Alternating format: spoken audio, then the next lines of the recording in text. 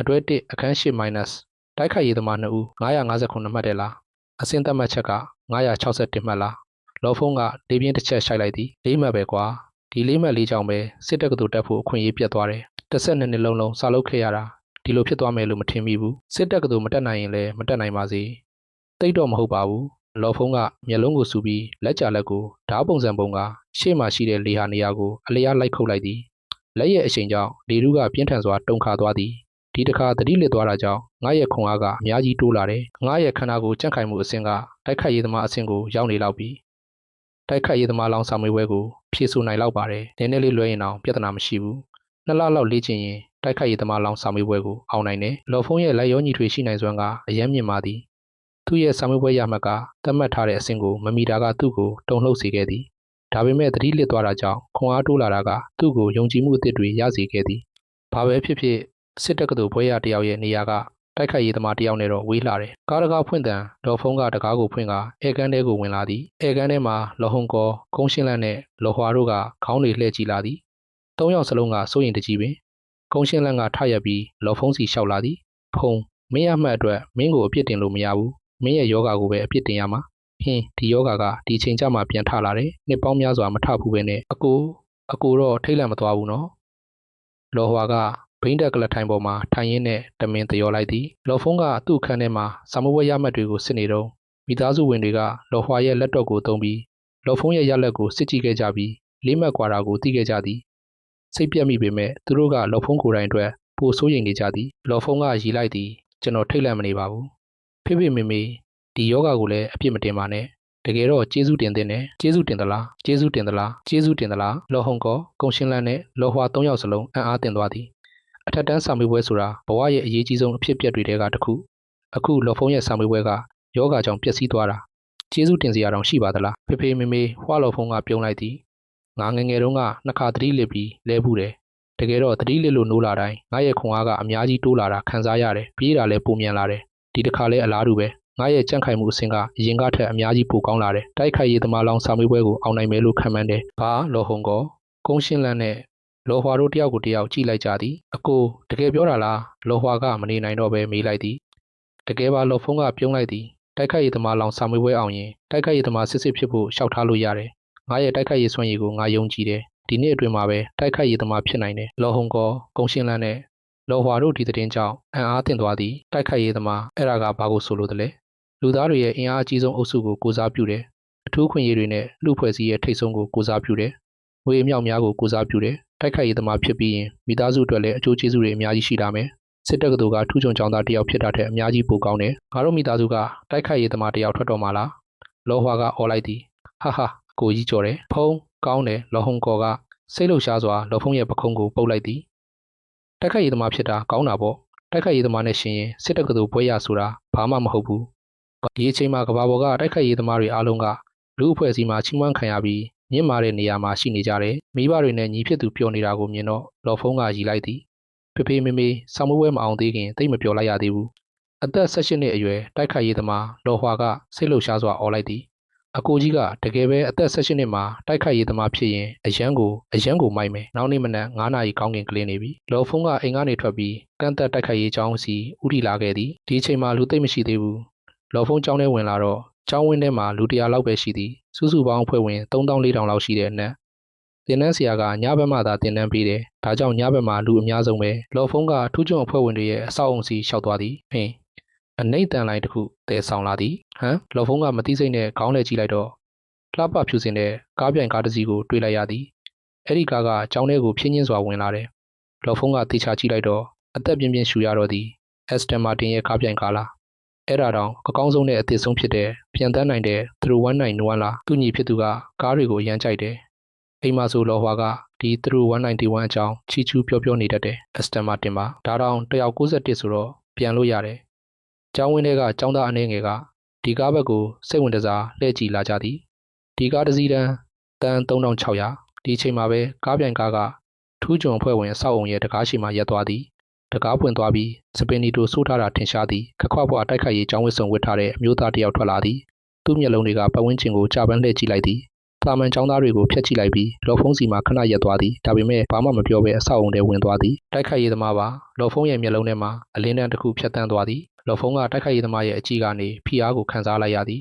ဒါကအတမ်မဏိဆန္ဒရှိပြီးအသေးအပြောက်တိုက်ပွဲတွေကိုအတွေ့အကြုံများစွာရှိတဲ့အကြည့်တစ်ခုပါကျယ်ဝန်းတဲ့တိုက်ခိုက်ရေးလေ့ကျင့်ရေးခန်းမကြီးကလူသူကင်းမဲ့နေသည်မနက်9 နာရီဆိုတော့ညဘက်တောင်မှလူ20ထက်မပိုဘူးငါရဲ့ခွန်အားဘလောက်တိုးလာလဲကြည့်ရအောင်လော်ဖုံးကလက်သီးအားဆက်ကိုရှောက်သွားပြီးပလက်ထိုးလိုက်သည်ဖွင့်ပြီးတာနဲ့အဝေးကအမြန်နှုံးတိုင်းဆက်ကိုလည်းဖွင့်လိုက်သည်လက်သီးအားဆက်ရှိမှရက်လိုက်သည်စမယ်လော်ဖုံးကလေပြင်းတစ်ချက်ရှိုက်လိုက်သည်ခါကိုဗဟိုပြုတ်ပြီးအားကိုထုတ်လွှတ်လိုက်သည်ဒီအားကမွေကြီးတစ်ကောင်လိုခန္ဓာကိုယ်ကိုဖျက်သွားပြီးလက်မောင်းကနေပောက်ကွဲအားအဖြစ်ထွက်လာသည်သူ့လက်သီးကလျှက်စစ်လက်နက်တစ်ခုလိုပြန်သွားပြီးဒုံးဆိုတဲ့အတန်ကိုဆက်ပေါ်မှာဖြစ်ပေါ်စေသည်ဒီလက်သီးအားဆက်ကအတန်3ချက်ဆက်တိုက်ထွက်လာသည်လော်ဖုံးရဲ့မျက်လုံးထဲမှာအလင်းတန်းတစ်ခုဖြတ်သွားသည်ပုံမှန်ဆိုဒီဆက်ကဒီလိုအတန်မျိုးမထွက်ဘူးဒီလိုအတန်မျိုးထွက်တာအခြေအနေတစ်ခုမှာပဲလက်သီးအားက1000 ကီလိုဂရမ်ကိုကျော်သွားတဲ့အခါမှာလော်ဖုံးကဆက်ရဲ့မျက်နှာပြင်ကိုစိုက်ကြည့်လိုက်သည်189 ကီလိုဂရမ်ဒီလောက်များလားလော်ဖုံးဝမ်းသာအားရဖြစ်သွားသည်တိုက်ခိုက်ရေးသမားတစ်ယောက်အတွက်လိုအပ်တဲ့လက်သီးအားက900 ကီလိုဂရမ်သူ့ရဲ့အရင်လက်သီးအားက809 ကီလိုဂရမ်အခု189 ကီလိုဂရမ်အထိတက်သွားတယ်တခါတည်း280 ကီလိုဂရမ်တိုးလာတာအောင်ဖို့လုံလောက်ရုံမကပိုနေသေးတယ်ဟာလော်ဖုံးကစိတ်လှုပ်ရှားစွာလက်သီးတွေကိုလျှက်စစ်လက်နက်လိုထိုးနေသည်ခန္ဓာကိုယ်ကဘဲညာရမ်းနေသည်ဒုံအတန်တွေဆက်တိုက်ထွက်နေသည်မျက်တောင်ခတ်တာနဲ့တူတဲ့အချိန်တွင်းမှာပဲလော်ဖုံးက20ကျော်လောက်ထိုးနှက်ပြီးသွားပြီးဆက်ရဲ့မျက်နှာပြင်မှာကိန်းကနန်းတွေကပြက်ပြက်သွားသည်956 ကီလိုဂရမ်989 ကီလိုဂရမ်923 ကီလိုဂရမ်965 ကီလိုဂရမ်အခုငါရဲ့အမြန်နှုန်းကိုဆက်မယ်လော်ဖုံးကလမ်းကြောင်းစီဥတီသွားသည်အမြန်နှုန်းအောင်ရင်ငါရဲ့မွေးရပါတုံ့ပြန်မှုအမြန်နှုန်းကတိုက်ခိုက်ရေးသမားအတွက်အရေးချင်းပြည့်မိတာကြောင့်တိုက်ခိုက်ရေးသမားလောင်းစာမေးပွဲကိုတေချာပေါက်အောင်နိုင်မယ်လော်ဖုံးကအသက်ရှူတာကိုညှိလိုက်သည်ဝစ်သူခန္ဓာကိုယ်ကအမြောက်ဆန်တစ်ခုလိုလမ်းကြောင်းပေါ်ပြန်တန်းသွားသည်ထူးချွန်အဖွဲ့ဝင်အဆောက်အုံရဲ့စတုထထသပင်ဒီအမျိုးသားကအနက်ရောင်ရှက်အင်ကြီးဝတ်ထားတဲ့ပကုံးပြောင်အမျိုးသားတစ်ယောက်နဲ့စကားပြောရင်းအတူလျှောက်လာနေသည်ရန်လောငါတို့နောက်ဆုံးတွေ့တာဘယ်လောက်ကြာပြီလဲဒူလက်ပိုင်းအမျိုးသားကအနှဲငယ်ပြုံးလိုက်သည်3 နှစ်လောက်ရှိပြီအဲ့ဒီတုန်းကမရင်ကျက်သေးတဲ့ကောင်လေးအခုဒီလောက်ကြော်ကြားလာတယ်ဒီတစ်ခါမင်းတန်း100လောက်ရှာတယ်လို့ကြားတယ်ဟိုမင်းကိုကြည့်ရတာငါအိုသွားပြီလို့ခံစားရတယ်အဲ့ဒါကံကောင်းတာပါသပင်ဒီအမျိုးသားကရည်လိုက်သည်ညီအကိုချမ်းအဲ့ဒီတုန်းကဒီအောက်ထက်ကနေအားနေတဲ့အတန်တစ်ခုထွက်လာပြီးလူနှစ်ယောက်ကိုအံ့အားသင့်စေသည်အောက်ကလက်သီးအဆက်ကအစပြုသူတွေအတွက်ပါ1000 ကီလိုဂရမ်ရောက်ရင်ဒီအတန်မျိုးထွက်တယ်ပခုံးပြောင်လူလက်ပိုင်းကအံ့အားသင့်စွာပြောသည်မနက်9 နာရီမှလေ့ကျင့်နေတဲ့သူရှိတယ်1000 ကီလိုဂရမ်ကျော်တယ်ဆိုတော့ရန်ဦးလားမဟုတ်ဘူးနော်စင်းချင်ရင်သိမှာပေါ့ဟူရှက်အင်ဂျီမဲတစ်ယောက်နဲ့ရှက်အင်ဂျီဖြူတစ်ယောက်ဒီလူနှစ်ယောက်ကတစေတွေလိုလှေကားတွေပေါ်ကပြန်ဆင်းလာသည်မျက်တောင်ခတ်တာနဲ့စတုထထက်ကနေတတိယထက်ရှိလေ့ကျင့်ရေးခန်းမရဲ့ဝင်ပေါက်ကိုရောက်သွားသည်ရှက်အင်ဂျီမဲဝတ်ထားတဲ့ပခုံးပြောင်လူလက်ပိုင်းနဲ့ရှက်အင်ဂျီဖြူဝတ်ထားတဲ့စပင်ဒီအမျိုးသားကလေ့ကျင့်ရေးခန်းမတွေကိုကြည့်လိုက်သည်ဒီအချိန်မှာလော်ဖုံးကလမ်းကြောင်းရှိမှရက်နေပြီးမကြခင်မှာပဲဖြတ်ပြန်သွားသည်28.1 မီတာစက္ကန့်ပခုံးပြောင်လူလက်ပိုင်းနဲ့စပင်ဒီအမျိုးသား2 ယောက်စလုံးအမြန်နှုံးတိုင်းဆက်ပေါ်ကကိန်းကနန်းကိုမြင်လိုက်ရသည်ဒီလော်ဖုံးအား1000 ကီလိုဂရမ်ကျော်တယ်အမြန်နှုန်းက28.1 မီတာစက္ကန့်ဆိုတော့မယုံနိုင်စရာပဲပခုံးပြောင်လူလက်ပိုင်းအံ့အားသင့်သွားသည်ညီကိုချမ်းဒီကောင်လေးအတော်ငယ်သေးတယ်နော်တိုက်ခိုက်ရေးသမားအတွက်လိုအပ်တဲ့ကြံ့ခိုင်မှုအဆင့်ကိုရောက်နေပြီစပင်ဒီအမျိုးသားကအံ့အားသင့်စွာပြောသည်ပခုံးပြောင်လူလက်ပိုင်းကခေါင်းငိတ်လိုက်သည်ဟုတ်တယ်သူ့နာမည်ကလော်ဖုံးငါတို့အကြောင်းရဲ့ထူးချွန်ကျောင်းသားတစ်ယောက်ပဲဒီနှစ်မှပဲ18 နှစ်ပြည့်တာ18 နှစ်လားဒီလောက်ငယ်သေးလားစပင်ဒီအမျိုးသားရဲ့မျက်လုံးထဲမှာအလင်းတန်းတစ်ခုဖြတ်သွားသည်ဒီအချိန်မှာလော်ဖုံးကဝင်ပေါက်မှာတွေ့ရတဲ့သူတွေကိုအံ့အားသင့်သွားသည်စပင်ဒီအမျိုးသားကကားပြန်ကားနဲ့လာတဲ့တိုက်ခိုက်ရေးသမားပခုံးပြောင်လူလက်ပိုင်းကဒီကန့်သက်တိုက်ခိုက်ရေးကျောင်းရဲ့အကြီးအကဲကျန်းညံအာဏာအရှိဆုံးသူကျောင်းရဲ့စီကံအရကျောင်းသားတိုင်းကသူ့ကိုတင်နန်းဆရာလို့ခေါ်တယ်တင်နန်းဆရာလော်ဖုံးကနှုတ်ဆက်လိုက်သည်ဒီမှာလာစမ်းတင်နန်းဆရာကျန်းညံကရည်လိုက်သည်မင်းဒီလောက်မြန်မြန်ကြီးတိုက်ခိုက်ရေးသမားအဆင့်ရောက်နေပြီဆိုတော့ငါမယုံနိုင်ဘူးမိတ်ဆက်ပေးမယ်ဒါကမင်းရဲ့အကြီးတန်းရန်လောသူ့နာမည်ပြောလို့ရတယ်နော်ရပါတယ်ရန်လောကလော်ဖုံးကိုကြည့်ပြီးခေါင်းငိမ့်လိုက်သည်ဒီလူငယ်လေးဒီလောက်ငယ်ငယ်နဲ့တိုက်ခိုက်ရေးသမားအဆင့်ကြန့်ခိုင်မှုရောက်နေပြီနောက်ဆိုငါတို့နဲ့ဆက်ဆက်မှုတစ်ခုခုရှိလာနိုင်တယ်ကျန်းညံကလော်ဖုံးကိုကြည့်ပြီးရည်လိုက်သည်လော်ဖုံးမင်း18 နှစ်ဆိုတော့အထက်တန်းစာမှုပဲဖြည့်ပြီးလောက်ပြီပေါ့ဒီရလက်တွေကိုလှစ်လျူရှုလိုက်ချောင်းသွားတက်တာကဘာအထိပ်ပဲလဲတိုက်ခိုက်ရေးသမားလောင်းစာမေးပွဲကိုပဲအာရုံစိုက်လိုက်ဟုတ်လားဇူလိုင်လ1 ရက်နေ့မှာတန်ရန်ကျိုးမျိုးကကန့်သက်တိုက်ခိုက်ရေးကျောင်းရုံးချုပ်ကိုသွားပြီးတိုက်ခိုက်ရေးသမားလောင်းစာမေးပွဲဖြေလိုက်မင်းရဲ့လက်ရှိအားနဲ့လွယ်လွယ်ကူကူအောင်မယ်အထက်တန်းစာမေးပွဲလားရန်လောကရည်လိုက်သည် ကောလိပ်သွားတက်ပြီးအချိန်မဖြုံနဲ့မင်းမှာကောင်းတဲ့အရေးချင်းရှိတယ်ဘာလို့လို့အာယုံဆိုင်လို့ရမယ်အခုကိုခံပညာကိုပဲအာယုံဆိုင်ရမယ်ကောလိပ်လေးတိုက်ခိုက်ရေးသမားဖြစ်ရင်ငါတို့ကန့်သက်တိုက်ခိုက်ရေးကြောင်းမှာပဲပါဝင်လိုက်ဒါမှအနာဂတ်ရှိမယ်ဒီတိုက်ခိုက်ရေးသမားနှစ်ယောက်စလုံးကအလွန်မြင့်မာတဲ့ယာရုတွေမှာရှိနေကြတယ်လူအဖွဲ့အစည်းရဲ့ချမ်းသာသူတွေနိုင်ငံရေးသမားတွေကသူတို့အတွက်ဘာမှမဟုတ်ဘူးသူတို့ကလော်ဖုံးလူငယ်လေးသူတို့အုပ်စုတွေဝင်လာမယ့်အလားအလာကိုမျှော်လင့်နေကြတယ်အတွဲ1အခန်း9 တိုက်ခိုက်ရေးသမားတစ်ယောက်ရဲ့အခွင့်အရေးများအပိုင်း1ရန်လောပြောတာမှန်တယ်ကျန်းညံကလော်ဖုံးကိုကြည့်ပြီးလေးနဲ့စွာပြောသည်လော်ဖုံးမင်းတိုးတက်တာအရမ်းမြန်တယ်ငါတို့ GN ဒေတာကကန့်သက်တိုက်ခိုက်ရေးကြောင်းမှာမင်းကအခုချိန်ထိအမြန်ဆုံးတင်ယူသူပဲမင်း16နှစ်မှာငါเจ้าကိုလာတယ်အခု18နှစ်ဆိုတော့တိုက်ခိုက်ရေးသမားအဆင့်ကိုရောက်နေပြီကောလိပ်သွားတက်ပြီးစွမ်းရည်တွေဖြုံးရင်၄နှစ်ဖြုံးရင်တကယ်ကိုပြစ်မှုကြီးတစ်ခုပဲမင်းသိထားရမှာကအသက်16နှစ်ကနေ30နှစ်အတွင်းမှာအကောင်းဆုံးတိုးတက်တာအသက်ကြီးလေပိုခက်လေကျန်းညံကလေးနှစ်စွာပြောသည်ကောလိပ်လေးနှစ်ဆိုတာတိုက်ခိုက်ရေးသမားတယောက်လေ့ကျင့်ဖို့အလွယ်ကူဆုံးအချိန်ပဲဒီလေးနှစ်ကိုစတင်ဖို့ဖြုံးတာကတိုက်ခိုက်ရေးသမားတယောက်ရဲ့အမြင်မှာတကယ်ကိုအပြစ်ကြီးတစ်ခုပဲလော်ဖုံးကအနှဲငယ်တုန်လှုပ်သွားသည်ဖျားရည်ငါဆောင်မေးပွဲကြတာတိတ်မဆိုးလာဘူးလို့ထင်ရတယ်လော်ဖုံးမင်းတရားဝင်တိုက်ခိုက်ရေးသမားဖြစ်လာရင်ငါကန့်သက်တိုက်ခိုက်ရေးကြောင်းမှာပါဝင်လားကျန်းညံကပြုံးလိုက်သည်ငါကြောင်းအတွက်တိုက်ခိုက်ရေးသမားဖြစ်မယ်ဆိုရင်မင်းအတွက်တီးတန့်ဗီလာတစ်လုံးစီစဉ်ပေးမယ်ရောင်းလို့တော့မရဘူးနော်လစာကတစ်လအနည်းဆုံးတရုတ်ဒေါ်လာ2000ငါအတွက်တီးတန့်ဗီလာလားလစာ2000လားလော်ဖုံးကလေတစ်ချက်ရှူလိုက်သည်2000ကတိတ်မများပေမဲ့တီးတန့်ဗီလာဆိုတာအရန်ကိုစိန်ခံလုံးနဲ့အခုချိန်မှာတရုတ်နိုင်ငံမှာလူသားဌာနချုပ်6ခုပဲရှိတယ်တနည်းအားဖြင့်မြို့ကြီး6မြို့မြေယာကအလွန်တန်ဖိုးကြီးပြီးရှားပါတယ်ဗီလာတစ်လုံးအတွက်အလွန်မြင့်မားတဲ့အခွန်ကိုပေးရတယ်တာမန်အိမ်တစ်ခန်းရဲ့တစ်ဖိန်ကတောင်းကနန်းကနေသိန်းကနန်းအထိဒါကြောင့်လူအများစုကဈေးချိုတဲ့အငှားအိမ်တွေမှာနေရတယ်တာမန်အိမ်တွေတောင်ဒီလောက်ဈေးကြီးတယ်ဗီလာတစ်လုံးရဲ့တစ်ဖိန်ကသိန်းကနန်းကနေသိန်းများစွာအထိပြီးတော့တီးတန့်ဗီလာတွေက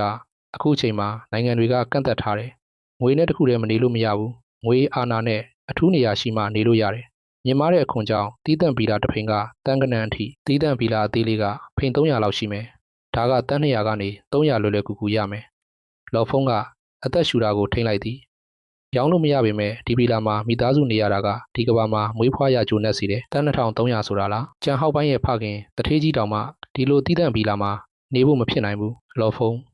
ငါเจ้าရဲ့အခွင့်အထူးတွေကနိုင်ငံတော်ရဲ့အထူးတပ်ဖွဲ့တွေနဲ့တိတ်မကွာဘူးကျန်းညံကရည်လိုက်သည်အထူးတပ်ဖွဲ့တိုက်ခိုက်ရေးသမားတွေကလစာကောင်းကောင်းနဲ့အထူးအိမ်တွေရတယ်သူတို့မှရှိတာကငါတို့မှမရှိတာတက်ခွင့်လိုက်စဉ်အခြေအနေအရတာမန်လူတယောက်ကိုတက်ခွင့်ပေးတယ်ဒါပေမဲ့အကြပန်းမတက်ရဘူးအထက်လူကြီးကိုအခြေအနေသတင်းပို့ရတယ်တက်ခွင့်လိုက်စဉ်လော်ဖုံးအရင်ကကြားဘူးတယ်အထူးတပ်ဖွဲ့တိုက်ခိုက်ရေးသမားတွေကတယောက်ယောက်ကိုတက်ခွင့်ရှိတယ်ဆိုတာဒါပေမဲ့ငါတို့เจ้าမှလည်းအထူးခွင့်ရေးတွေရှိတယ်တာမန်လူတယောက်ကမင်းကိုစော်ကားရင်เจ้าကိုသတင်းပို့လို့ရတယ်เจ้าရဲ့စုံစမ်းစစ်ဆေးမှုတွေအခြေအနေတည်ပြုပြီးရင်ကျန်းနဲ့လုံခြုံရေးဌာနကနေချက်ချင်းဖမ်းဆီးမယ်ကျန်းညံကရေးလိုက်သည်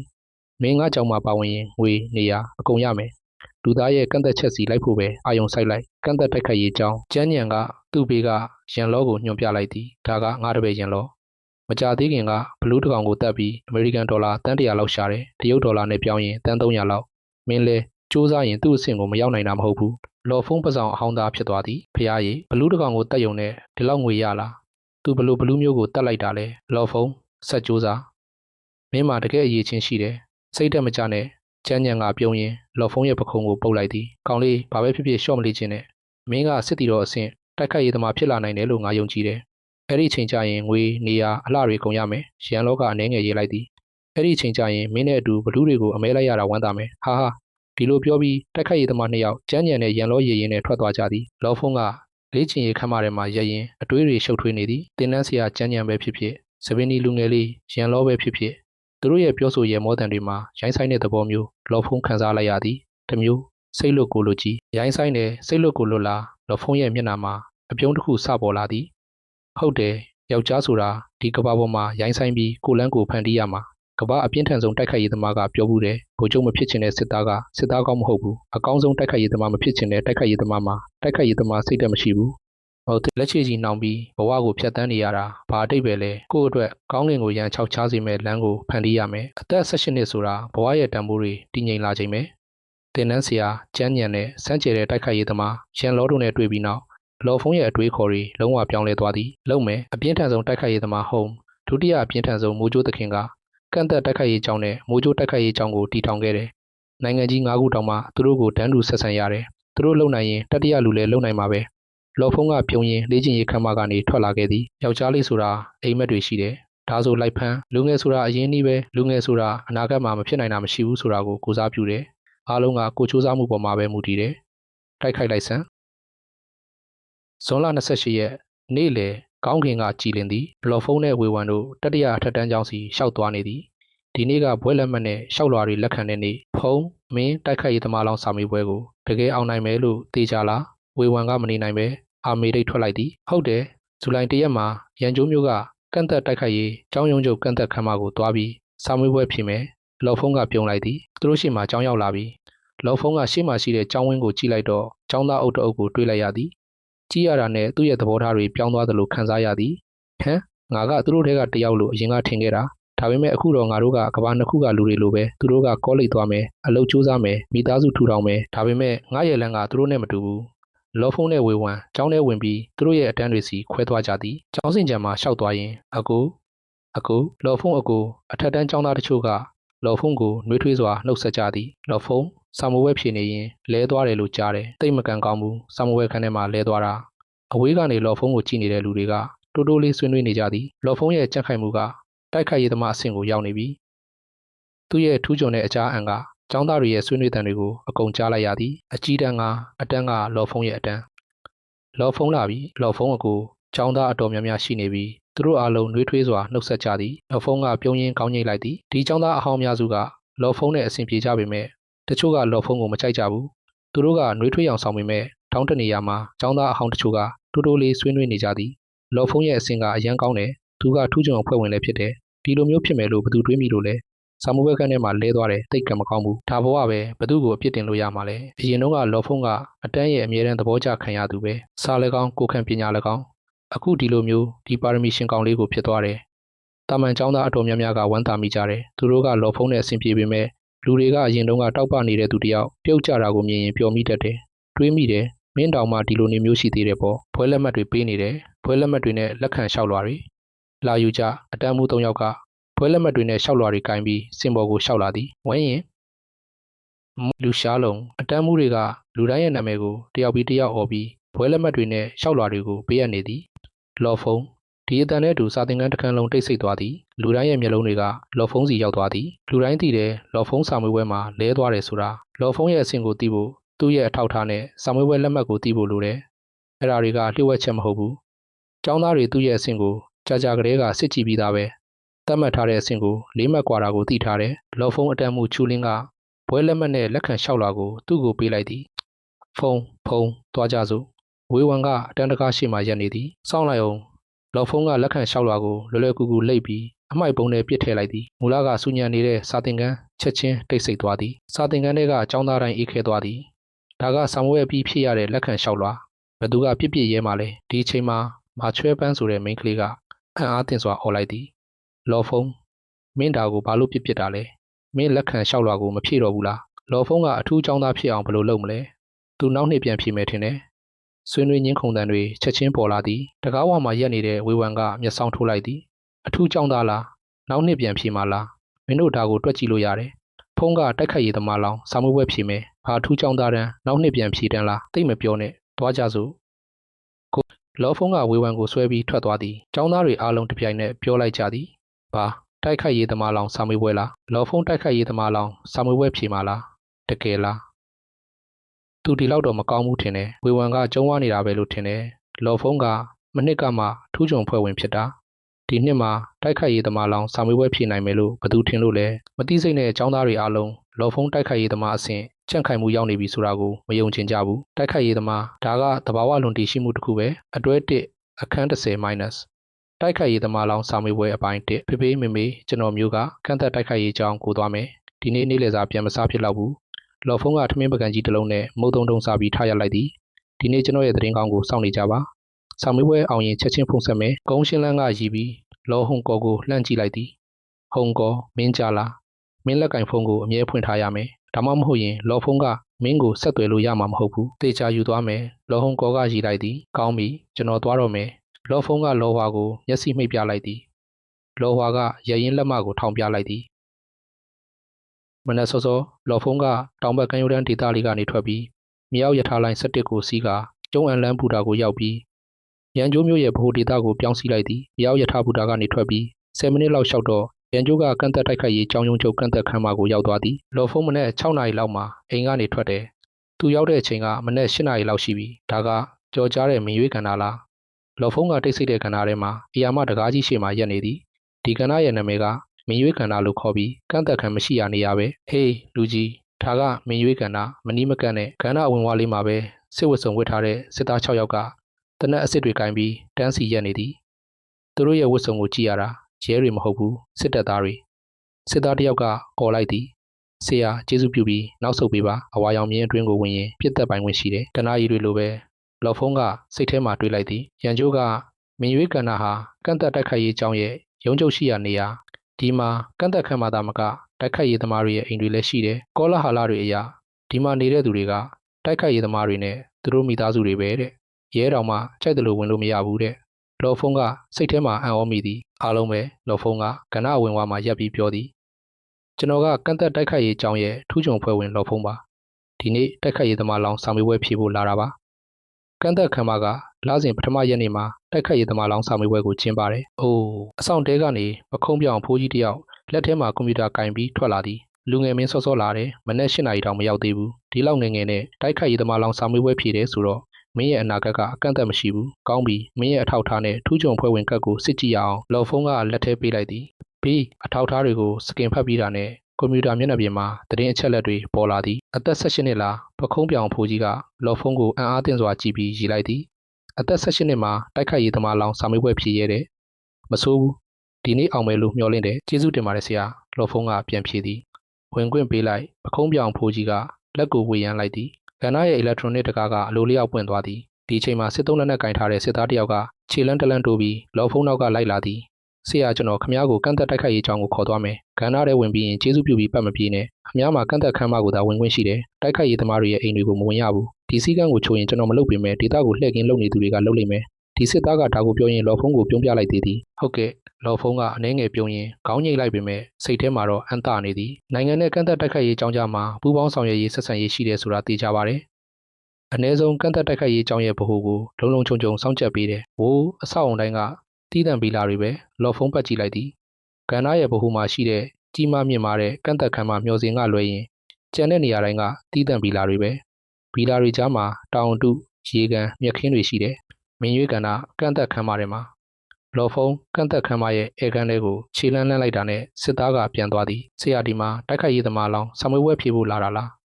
ခန်းမတွေကလှပတဲ့မိန်းမငယ်တယောက်ကပြုံးလိုက်သည်ဆရာဟိုဘက်မှာခဏထိုင်ပေးပါ10နာရီမှာတခြားသူတွေနဲ့အတူဆံမွေးဖြေရမှာပါလော်ဖုံးကခေါင်းညိတ်ပြီးဧကန်းရဲ့ဘေးဘက်ကိုရှောက်သွားသည်အဲ့ဒီမှာဘားအသေးလေးတစ်ခုရှိပြီးစပွဲထိုးနဲ့ဘားတင်းတစ်ယောက်ရှိသည်ဟမ်လော်ဖုံးကနေရာတွေကိုလှမ်းကြည့်လိုက်တော့ဘားမှာလူ3ယောက်ထိုင်နေတာကိုတွေ့လိုက်ရသည်2ယောက်ကစကားပြောနေပြီးနောက်တစ်ယောက်ကဆိုဖာပေါ်မှာတိတ်တိတ်လေးထိုင်နေသည်ဒီဗီလာတွေကိုကြည့်စမ်းဒါကကန့်သက်တိုက်ခိုက်ရေးအကြောင်းမှာတိုက်ခိုက်ရေးသမားအဖြစ်ပါဝင်ရတဲ့အကျိုးကျေးဇူးပဲရှယ်အင်ကြီးဖြူနဲ့ဘောင်းဘီအဖြူဝတ်ထားတဲ့လူငယ်တစ်ယောက်ကပြောသည်တိုက်ခိုက်ရေးသမားဖြစ်ပြီးကန့်သက်တိုက်ခိုက်ရေးအကြောင်းမှာပါဝင်ရင်ဗီလာအလကားရမယ်ဒီမှာနေလို့ရမယ်ဟေးဒီပတ်ဝန်းကျင်ကိုကြည်စမ်းတိတ်တက်တောင့်တက်တာရှိလိုက်တာတိုက်ခိုက်ရေးသမားခန္ဓာကတခြားခန္ဓာတွေနဲ့တကယ်ကိုမတူဘူးကြည်စမ်းလူသစ်တစ်ယောက်လာနေပြီလူ3ယောက်ကလော်ဖုံးကိုတွေ့တယ်လော်ဖုံးကအနှဲငယ်ကောင်းညိတ်ပြီးဘေးကဆိုဖာပေါ်မှာထိုင်လိုက်သည်ဘယ်သူမှတယောက်ကိုမှမသိဘူးဒါကြောင့်စကားပြောဆိုမှုမရှိဘူးအချိန်တွေကြာလာတော့လူ3ယောက်ထပ်လာတယ်လော်ဖုံးကဘသူ့ကိုမှမသိဘူးဒါပေမဲ့သူတို့ရဲ့ပုံပန်းကိုကြည့်ရတာအသက်30ကျော်တွေဖြစ်မယ်တယောက်ကအသက်40တောင်ရှိလောက်ပြီဟာလော်ဖုံးကျဲလောင်တဲ့အတန်တကူထွက်လာသည်လော်ဖုံးကလန့်သွားပြီးခေါင်းလှည့်ကြည့်လိုက်တော့ပိန်ပြီးမျက်နှာပြေးမှရွတ်တွေရှိတဲ့အမျိုးသားတယောက်သူ့စီလျှောက်လာတယ်မင်းလဲတိုက်ခိုက်ရေးသမားလောင်စာမေးပွဲဖြေဖို့လာတာလားညိုကိုရန်လားလော်ဖုံးကထရက်ပြီးနှုတ်ဆက်လိုက်သည်ချက်စရာပဲငါပြီးခဲ့တဲ့လကလာဆန်းခဲ့တာကံမကောင်းဘူးငါရဲ့အမြန်နှုန်းက24.9 မီတာစက္ကန့်ပဲဒီတလုံးလေးကွာတာရန်ဝူကလက်မလျှော့ပဲပြောသည်တကယ်တော့ရန်ဝူကလက်သီးအားနဲ့တုံ့ပြန်မှုအမြန်နှုန်းမှာကြာကလေးကအောင်ပြီးသားအမြန်နှုန်းကပဲသူ့ရဲ့အားနည်းချက်ဒါပေမဲ့ဒီနေ့ကစပြီးရန်ဝူရဲ့အမြန်နှုန်းကတိုးတက်လာတယ်24.9 မီတာနဲ့25 မီတာကတိတ်မကွာဘူးကောင်းဆုံးဆိုရင်25 မီတာစက္ကန့်ရလိမ့်မယ်ဒီတစ်ခါတော့အောင်မယ်လို့ထင်ပါတယ်ညီအကိုရန်လော်ဖုံးကရည်လိုက်သည်ရန်ဆိုတဲ့ဒီကောင်ဒီလောက်အချိန်ချင်းစူးစမ်းပြီးတစ်ခါမှမအောင်သေးဘူးဒီတစ်ခါလဲကြမယ်ထင်တယ်ဘေးကနေကျဲလောင်တဲ့အတန်တစ်ခုထွက်လာသည်လော်ဖုံးကလှည့်ကြည့်လိုက်တော့ပြောတဲ့သူကမုတ်စိတ်ပြေးနဲ့ကိုလုံးကိုင်းအမျိုးသားတယောက်ရန်ဝူကချက်ချင်းမျက်စောင်းထိုးလိုက်သည်တုံးဆိုတဲ့ကောင်မင်းငါကိုပြောရတယ်နော်မင်းလဲစာမွေးပွဲဖြေပြီးနှစ်ခါကြပြီးသားပဲမဟုတ်လား မင်းရဲ့တုံ့ပြန်မှုအမြန်နှုန်းနဲ့နောက်ထပ်2-3နှစ်လောက်လေ့ကျင့်ရအောင်မယ်ထင်တယ်တိတ်ဧကန်အလဲကနေအေးဆက်တဲ့အတန်တစ်ခုထွက်လာသည်အဲ့ဒီမှာရှိတဲ့လူ6ယောက်စလုံးကခေါင်းလှည့်ကြည့်လိုက်တော့တိုက်ခိုက်ရေးចောင်းဝတ်စုံဝတ်ထားတဲ့လူလက်ပိုင်းအမျိုးသားတစ်ယောက်ကိုတွေ့လိုက်ရသည်သွားကြစို့အားလုံးပေါ်တက်ကိုလိုက်ခဲ့ကြစာမေးပွဲဖြေမယ်သတိရကြအပေါ်ရောက်ရင်စီးကန်းလိုက်နာကြရန်ကျုံမြို့ရုံချုပ်ကငါတို့ရဲ့မိတ်ဆွေဟောင်းတွေဒီနေ့ရောက်နေတယ်ဒါကြောင့်ဒုက္ခမရှာနဲ့ဟုတ်ကဲ့မာနာကြီးတဲ့မုတ်စိတ်အပြည့်ရန်ဝူလော်ဖုံးအားလုံးနားထောင်ပြီးလိုက်သွားကြသည်ရုံချုပ်ကမိတ်ဆွေဟောင်းလားလော်ဖုံးကစိတ်ထဲမှာစတွေးမိသည်ဒါကိုသိထားရမှရန်ကျိုးမြို့မှာကန့်သက်တိုက်ခိုက်ရေးကျောင်း12ခုနဲ့ကန့်သက်ခန်းမရှိတဲ့ကဏ္ဍတစ်ခုချင်းစီရဲ့ကန့်သက်တိုက်ခိုက်ရေးကျောင်းတွေရဲ့အကြီးအကဲတွေကိုတင်နန်းစီယာလို့ခေါ်တယ်ကန့်သက်ခန်းမရဲ့အကြီးအကဲကိုအကြီးတန်းတင်နန်းစီယာလို့ခေါ်တယ်ဓာတ်လေကားထဲဝင်ပြီးခပ်ဖွားဖွားတိုက်ခိုက်ရေးဝတ်စုံဝတ်ထားတဲ့လူလက်ပိုင်းက6ကိုနှိပ်လိုက်သည်ဒီဓာတ်လေကားစတမထက်ကိုရောက်သွားသည်စုဓာတ်လေကားတကားပွင့်သွားပြီးအေယာမလေ့ကျင့်ရေးခန်းမကြီးကိုမြင်လိုက်ရသည်အထဲမှာလူတဒါဇင်လောက်ရှိသည်လော်ဖုံးကသူတို့ထဲကတင်နန်းစီယာကျန်းညံကိုမှတ်မိသွားသည်သူတို့ရောက်လာပြီးစကားရက်လိုက်ကြသပင်ရှိဖွားဖွားရှိတဲ့လူလက်ပိုင်းကပြောလိုက်တာနဲ့သူတို့အားလုံးကလော်ဖုံးတို့အုပ်စုကိုကြည့်လိုက်သည်သူတို့ရဲ့မျက်လုံးတွေကိုမြင်တော့လော်ဖုံးတို့အုပ်စုတင်းမာသွားသည်သူတို့သိတယ်ကန့်သက်ခန်းမထဲမှာရှိတဲ့သူတွေကဝန်ဆောင်မှုဝန်ထမ်းတွေကလွဲရင်တိုက်ခိုက်ရေးသမားတွေပဲလို့တနည်းအားဖြင့်ဒီလူတွေအားလုံးတိုက်ခိုက်ရေးသမားတွေရန်ကျိုးမျိုးကကန့်သက်တိုက်ခိုက်ရေးကျောင်းရုံးချုပ်ဖြစ်တဲ့ဒီနေရာမှာစာမေးပွဲအတွက်ပြင်ဆင်ကြသပင်ရှိဖွားဖွားလူလက်ပိုင်းကအမိန့်ပေးလိုက်သည်လော်ဖုံးဒီလူကိုအင်တာနက်ပေါ်မှာအရင်ကမြင်မှုတယ်သူကကန့်သက်ခန်းမရဲ့အကြီးအကဲရန်ကျိုးမျိုးရဲ့အကြီးတန်းတင်နန်းဆရာဝူတုံတယောက်ပြီးတယောက်လာပြီးမင်းတို့ရဲ့ထောက်ထားတွေပေးကြလော်ဖုံးတို့အုပ်စုကိုအပေါ်ကိုခေါ်လာတဲ့တိုက်ခိုက်ရေးသမားကသူတို့ရဲ့ထောက်ထားတွေကိုယူပြီးအကြီးတန်းတင်နန်းဆရာဝူတုံကိုပေးလိုက်ပြီးရီလိုက်သည်ဟိုဒီနေ့လူတော်တော်များတယ်10ယောက်ရှိတယ်ဝူတုံကအထောက်ထားတစ်ခုကိုကြာပန်းကောက်ယူပြီးသူ့ဘေးကဆက်ပေါ်မှာစကင်ဖတ်လိုက်သည်ဘေးပွင့်လင်းလူနီးပါးဖြစ်တဲ့ကြည်လင်တဲ့မျက်နှာပြင်တစ်ခုကဆက်ထဲကနေထွက်လာပြီးကိုရေးအချက်လက်အမြောက်အများကိုပြသလိုက်သည်ပထမဆုံးတုံးခွန်အကြီးတန်းတင်နန်းဆရာကဂရုမစိုက်ပဲပြောသည်မင်းရဲ့လက်သီးအားစတင်စစ်တပ်ကနေလာတဲ့သူတွေတောင်မှငါကန့်သက်ခန်းမကိုလာပြီးစမ်းသက်တာကစိတ်ဝင်စားစရာပဲဘေးမှာနားထောင်နေတဲ့လော်ဖုံးကမပြုံးမဲမနေနိုင်ဘူးကန့်သက်တိုက်ခိုက်ရေးကျောင်းကိုကမ္ဘာအပြင်းထန်ဆုံးတိုက်ခိုက်ရေးသမားကတီထောင်ခဲ့တာတိုက်ခိုက်ရေးကျောင်းတွေကကမ္ဘာအနှံ့ပြန့်နေပြီးသူတို့ရဲ့စာမေးပွဲတွေကယုံကြည်စိတ်ချရမှုမြင့်မားတယ်မင်းရဲ့စာမေးပွဲရလဒ်ကကမ္ဘာပေါ်ကနိုင်ငံတိုင်းဒေသတိုင်းမှာအတိအမှတ်ပြုခံရမယ်စစ်တပ်ကလူတွေတောင်မှဒါမှမဟုတ်ရိုးရာကိုခံပညာရှင်တွေတောင်မှကန့်သက်တိုက်ခိုက်ရေးကျောင်းကိုလာပြီးဆောင်ဝဲဖြေကြတယ်မင်းရဲ့လက်သီးအားဆန်းအကြီးတန်းတင်နန်းဆရာကအမိန့်ပေးလိုက်သည်ဟုတ်ကဲ့မုတ်စိတ်ပြေမျိုးသားကချက်ချင်းရှိတလန်တိုးလာသည်ဘယ်လက်ကမျက်နှာရှိမှထားပြီးမျက်လုံးတွေကိုဖွင့်ထားကညာလက်သီးကလေထဲမှာမြင်းခွေးတစ်ခုဖွဲ့ပြီးဆက်ကြီးစီထိုးနှက်လိုက်သည်ဆက်ကြီးကအနှဲငယ်လှုပ်သွားပြီးမျက်နှာပြင်ပေါ်မှာကိန်းကနန်းကိုချက်ချင်းပြသလိုက်သည်986ကီလိုဂရမ်အောင်နောက်တစ်ယောက်လော့ဖုံအကြီးတန်းတင်နန်းဆရာကဒုတိယထောက်ထားကိုကြာပန်းကောက်ပြီးဆက်ပေါ်မှာစကင်ဖတ်လိုက်သည်ကိုရေးအချက်လက်ကိုဖတ်ပြီးအံ့အားသင့်မသွားပဲမနေနိုင်ဘူးအေး18နှစ်လားဟောင်ကျန်းဒါမင်းရဲ့ဂျီအန်ကနာကဟာလားဘယ်အချိန်ကစပြီးဒီလောက်ထူးချွန်တဲ့လူငယ်ပေါ်လာတာလဲဟာဟာဘေးကတင်နန်းဆရာကျန်းညံမရဲပဲမနေနိုင်ဘူးသူတကယ်အစွမ်းရှိမရှိတော့မသိသေးဘူးဘေးကတိုက်ခိုက်ရေးသမားအုပ်စုတွေကစီပြန်ဝတဲ့လူကြီးတယောက်ကပြက်ရည်ပြူလိုက်သည်သူဘာနဲ့ရင်ဆိုင်ရမှန်းမသိပဲနဲ့အားမရှိတာမျိုးဖြစ်နိုင်တယ်တင်နန်းဆရာကျန်းညံကမျက်စောင်းထိုးလိုက်သည်ဘာမနာလိုတာလားမင်းရဲ့မြောက်ဖက်ကဏ္ဍမှာဒီလိုပါရမီရှင်မျိုးမရှိဘူးလော်ဖုံငါတို့ဂျီအန်ကဏ္ဍရဲ့အဖွဲ့ဝင်တွေရဲ့အစွမ်းကိုပြလိုက်စမ်းဟုတ်ကဲ့တင်နန်းဆရာလော်ဖုံကရှေ့တိုးပြီးလက်သီးအားဆက်စီဥတီသွားလိုက်သည်